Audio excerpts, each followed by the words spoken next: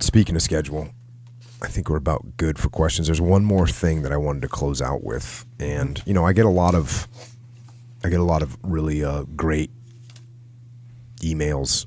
I get a lot of great messages through social media, written letters. I get all those kinds of things, and I appreciate them all. I don't always respond to all of them because I physically cannot do it. Yeah.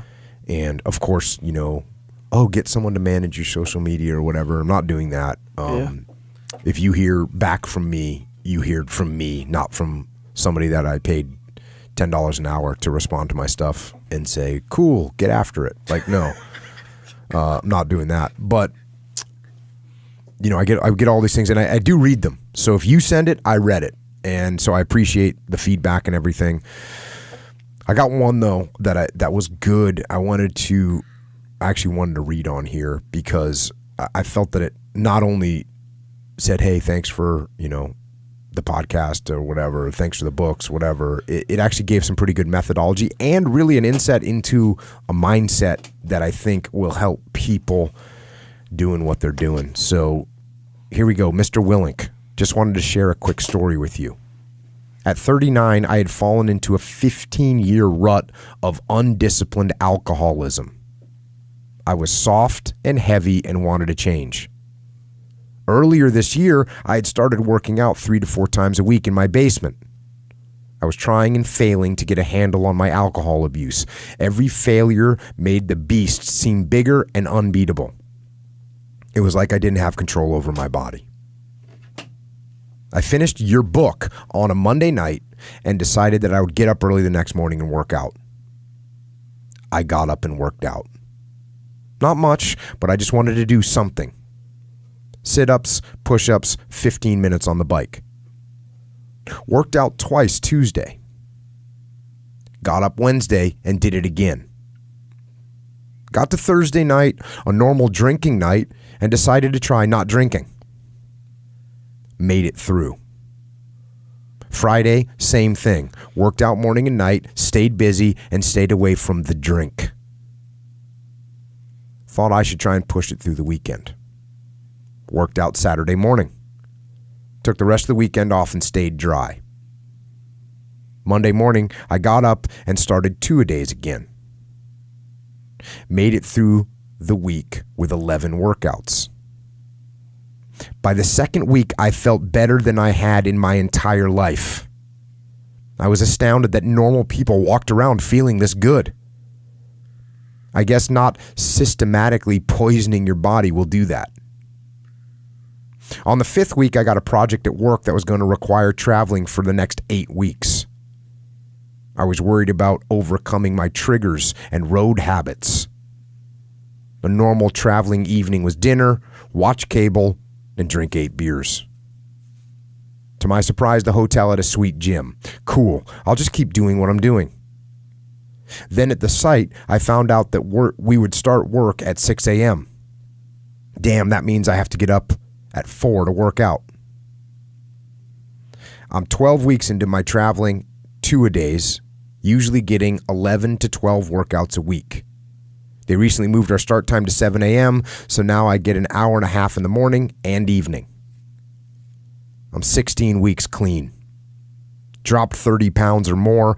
I haven't been on a scale in 3 weeks. 34 waist jeans hang off of me. My sit-up and push-up sets went from 10 to 40 to 50. Kettlebell swings went from 35 by 10 to 50 by 15. I started to learn how to run, as I haven't done it in 20 years.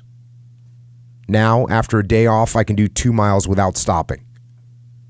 I do 4 to 5 miles on the treadmill and 9 miles on the bike, besides the sit-ups, push-ups, kettlebells, core, and weights.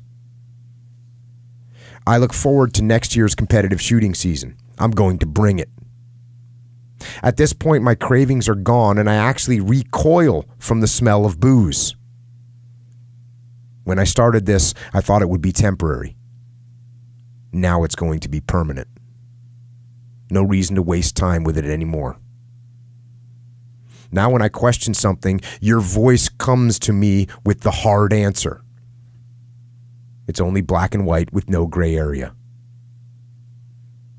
One day, when I'm standing before the Lord and hear his voice, if it doesn't sound like yours, I might be disappointed.